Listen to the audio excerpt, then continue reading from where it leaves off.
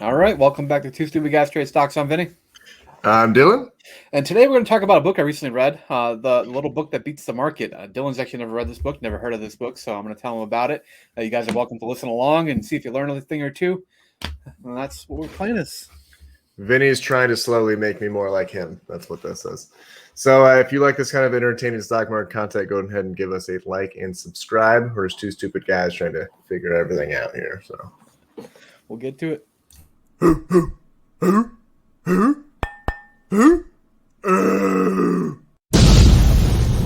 Two stupid guys trade stocks. All right, so this is actually sometimes referred to as Magic Formula Investing, a little book that beats the market. Still beats the market. He published a revised version 5 years after publishing the original version, which I thought was kind of a bold move. This is the author here, Joel Greenblatt. He's considered a value investor. He's definitely in the Benjamin Graham kind of school of thought in terms of valuing businesses. He's the professor at the Wharton School at the University of Pennsylvania, one of the most prestigious business schools in the country. He's also an adjunct faculty member at the Columbia School of Business, which is also another very well respected. That's where Benjamin Graham taught, and that's where Warren Buffett went to grad school. Yeah, so definitely Nice. he's a person within that like kind of family tree of investing, if you will. Are you And about to say that he's operates Gotham Funds? yes, All you had to start was just start with that, and I'll buy the book. yeah. Like that's all I needed to hear. Do you know Gotham Funds, or you just like the name? Gotham from Batman. We'll talk Yeah, about it later. It's fine. and I'm aware of what Gotham City is. I mean, Gotham City is the background, I think, in this photo right here. Is that not it? You mean New York? Yeah, exactly. Yeah, New York. There you go. Yeah. So, actually, the thing that I like best about the book was actually the opening chapters, the foundational chapters. It really introduces the concept of value investing and discounted cash flow in terms of valuing a business in a very concrete, understandable, simple to digest way, where he's basically explaining to his, a son a business model where a classmate is selling gum. If he's buying a pack of gum for 10 cents, and then he sells each stick of gum for 10 cents within that pack of, so he gets 40 cents back for every 10 cents he invested. And he basically uses that as a business model where he helps walk his son through how to value that business and what he'd be willing to pay for that business by using like a discounted cash flow. So pretty interesting. Very um, nice. So if it you want makes to, it dumb enough for us to understand. yeah, like if you want to explain to someone how to how valuing a business based on the cash flows, I think this is like the first couple chapters of this book are absolutely fantastic for that. But let's kind of get to as far as like what the actual magic formula is about. So magic formula investing, basically you buy the top 30 companies ranked by highest return on invested capital and highest earnings yield. All right. Pretty simple. It's just those two things. They take, you rank all the companies, 3,500 companies basically on one of the metrics, and then the 3,500 companies on the other metric, and you see which company has the highest overall composite score, and you buy those top 30 companies with the highest overall composite score. You hold them for 1 year. You then sell the stocks, and then you rebuy the 30 best companies ranked by this formula at that point in time, and you profit. When are you supposed to buy them? Whenever you have the cash. So it doesn't matter if you're doing on January 1st or August 28th, or it doesn't matter. Just the 30 best companies at that particular point in time. I actually pulled the list for what it is right now, so we can look at it towards the end of this presentation. Oh, okay. Yeah. That's kind of So interesting. sounds pretty simple, right? I mean, to a degree, I understand. Like, when you're looking at high return on invested capital, you're looking at companies that are good companies, meaning companies that can put their money out there and earn a decent rate of return. And you're also when you're looking at high earnings yield, you're looking at companies that are relatively affordable or cheap compared to their earnings power. So from those two metrics, it actually makes sense to a degree to me. This is, his back test from the original book is, does it work? Right. So he looked at a 17-year time period from 1988 to 2004. Right. First book was published in 2005, I want to say, or 2004, right around there. And actually had a compound annual growth rate of 30.8% for those 17 years. Jeez, that's a lot. Phenomenal, right? That's ridiculous. Yeah. So he says in the book, $11,000 at the compound annual growth rate of 30.8% would have been over $1 million in those 17 years.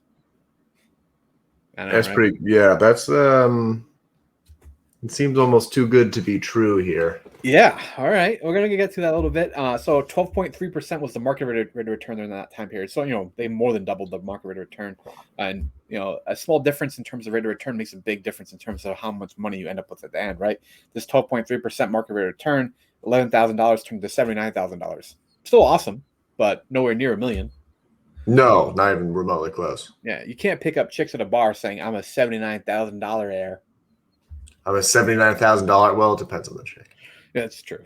He went to Arizona State. So he actually had this chart in the book too. This is the actual performance per year compared to the market rate of return. And if you look at the 17-year time period, there is not a single year here where it didn't outperform the market. Pretty phenomenal. Oh yeah, actually, 1990s, in my opinion, the best one. I don't know why, but for some reason, when everything loses, but you're like, nah, I'm slightly up, it actually makes you feel good. Yeah, no, I completely understand that. It's definitely a when you're buying companies that are relatively cheap, like they don't have as much to fall theoretically. Maybe I don't know. Right. So this is another analysis he did, which I think was even more poignant. So they basically took the 3,500 largest companies in the U.S. and sliced them up based on the metrics that he uses into 10 different groups or tiers. And then they looked at what the compound annual growth rate would have been during this time period of 17 years for each of these groups. And look at that. They're in order. So if you bought the top 10% instead of the top 30, you still would have earned 17.9% annual growth. Oh, so group 1 is the top 10%, group 2 is 20%, group 3, 30. Oh, wow. That's pretty insane because it goes all the way down in order. Yeah, phenomenal. That was great evidence that this system makes sense. So he's Batman, is what you're saying. Maybe. But then this is from a Seeking Alpha article. This is where the wheels fall off. Unfortunately, the updated version, this one right here, there still beats the market. It was published in 2009. And right about then was pretty much the last time that this really worked consistently. Oh man, you got me all excited for nothing. I was about to sell everything I own. Well, it's interesting because one thing that the Seeking Alpha article didn't talk about that I think is largely a driver of this is, with Dylan and I starting this YouTube financial channel, we've been looking at the kind of whole investing world a little bit differently, and you see the froth and the fluff and the Kathy Woods of the world, and that no one cares what the company actually is earning in the next 3-5 years. They're all 10 years down the road, all that sort of stuff. So Dylan's even said this before to me. Value investing is dead. It's falling out of favor. It is. It's hard to argue right now that with the quantitative easing done by the Federal Reserve and the low interest rate environment that there's really a staunch kind of I want to say predilection, I guess, for companies that are earning good return on capital. Right, that's not so much right now. Anyone can get a goddamn loan and open a business. Yeah, so I mean, I'm willing to say if we start a stock, because of the current climate and the climate of the next 5 years or probably the next 10 years, if we start a company titled Two Stupid Guys Trade Stocks, and we specialize and we just say, hey, we specialize in AI, blockchain technology, marketing towards building EVs, we'll get an 80% IPO boost right off the bat. You just have to say those 3 words. We don't have to do it. I mean, Nicola proved that. You don't actually have to do anything you say. It's hey, we have more EVs than Tesla. You don't have to have facts. Just say it. You can just say whatever you want. Be investigating with FTC is fine. I mean, prison would be great. 2 stupid guys go to prison. Yeah, well, we would go to prison, but the stock price would be really good for a little bit. Yeah, for a little while. We might be able to get that Trevor Milton mansion before everything happens, but we'll see what happens. But so this is that same analysis performed when you ranked all the stocks by this kind of grouping with the top 10%, next 10%, then top 30% basically on down. So in this analysis of the next, I forget what exactly the years were for this, but it's like the rolling 10-year return. You're actually looking at the group 3 being the best performer of all of them. Okay. Yeah, I know, right? So it falls apart. He's like, from group 3 down, there is definitely a decent slope, but unfortunately, it's group 3 that was the best performer in this analysis. It is still a staircase. Just a staircase starts at 1 going up and then back down. It's kind of weird. Yeah, it is weird. So these are the companies that are actually on this list right now. This he kind of talks about how you can break it up by market cap. Theoretically, right, if you had a lot of money to invest and you don't want to push the stock price around, you would focus on larger companies. This is the one with the best return, which was the smallest market cap, anything over $50 million market cap. These are the list of current stocks right now that you're looking at here. I thought there was like a little bit of a theme. Obviously, Academy Sports Outdoors is like a retail chain. They do sell like a fair amount of like firearms and things like that. That kind of ties in with where was it? Smith and Wesson and Sturm Ruger both down here. So I kind of thought that was a little bit of a theme in this.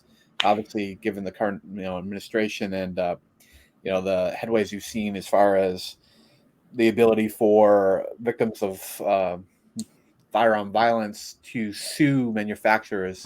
I definitely understand why these companies are selling at a little bit of a discounted price. The other thing that I noticed as well, Quidel in particular is the one that picked up on it for me.